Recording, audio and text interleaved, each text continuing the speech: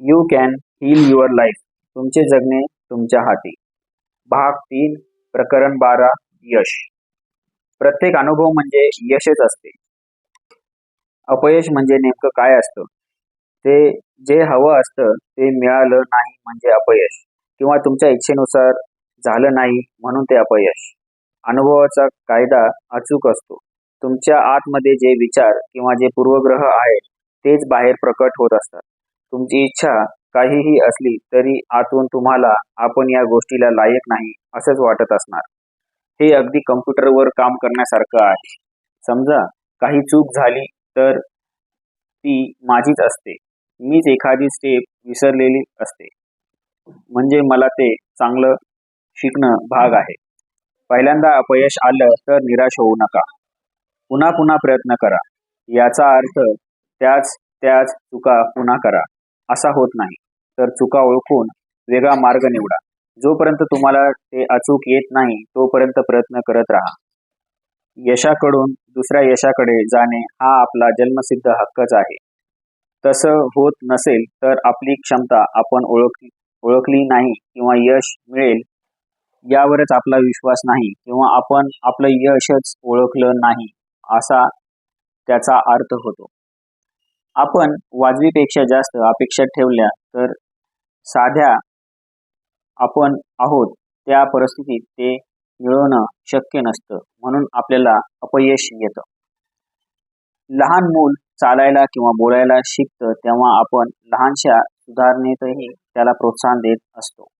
त्यामुळे त्याला उत्साह येतो आणि तो आणखी शिकतो. नवीन काही शिकत असताना तुम्ही असे करता का की थोडंसं अपयश आले तर तू मूर्ख आहेस, वेंधळा आहेस, अपयशी आहेस असे दोष काढत बसता? पहिल्याच तालीमला चांगला अभिनय यायला हवा अशी कोणत्याही नटाची किंवा नटीची इच्छा असते. मी त्यांना सांगते की तालीम ही शिकवणीसाठी, सराव करण्यासाठी असते. सतत सराव केल्यानेच तो अभिनय अंगवळणी पडत जातो. तुम्ही एखाद्या कसलेल्या नटाचा अभिनय बघता तेव्हा त्या पाठीमागे अथक परिश्रम असतात हे लक्षात ठेवा. मी जे केले ते तुम्ही करू नका. मला जे कसं करायचं ते माहीत नसेल तर तो प्रयत्नच करायचा नाही. आपण बावळट ठरू असं मला वाटायचं. शिकताना चुका होणारच, पण त्यात लक्षात ठेवून आपण अचूक करायला शिकत असतो. तुम्ही किती काळापासून स्वतःला अपयशी समजत आहात याला काही महत्त्व नाही. तुम्ही आता या क्षणापासून यश मिळवायला सुरुवात करू शकता. तुम्ही कोणत्या क्षेत्रात काम करत आहात यालाही फारसं महत्त्व नाही. सगळीकडे यशाचा नियम सारखाच असतो. यशाचं बीज लावणे महत्त्वाचे असते, मग ते आमाप पीक देते. खाली काही सकारात्मक वाक्ये तुमच्या उपयोगासाठी देत आहे. परमेश्वराने मला वापरण्याजोगी कल्पनाशक्ती दिली आहे. मी स्पर्श करेन तिथं मला यश मिळेल. इथं सगळ्यांसाठी भरपूर आहे, अगदी मला सुद्धा. माझी सेवा घेण्यासाठी अनेक जण उत्सुक आहेत. यशाची मी एक नवीन जाणीव निर्माण केली आहे. मी आता यशाच्या वर्तुळामध्ये सरकलो आहे. वैभव आणि प्रतिष्ठा खेचल्यासारखी माझ्याकडे येतात. माझी स्वप्ने कल्पनाही केली नव्हती इतकी साकार झाली आहे. माझ्यासाठी सुवर्णसंधी सगळीकडे पसरल्या आहेत. कोणतीही एक वाक्य निवडा आणि त्याचा अक्षरशः जप करा.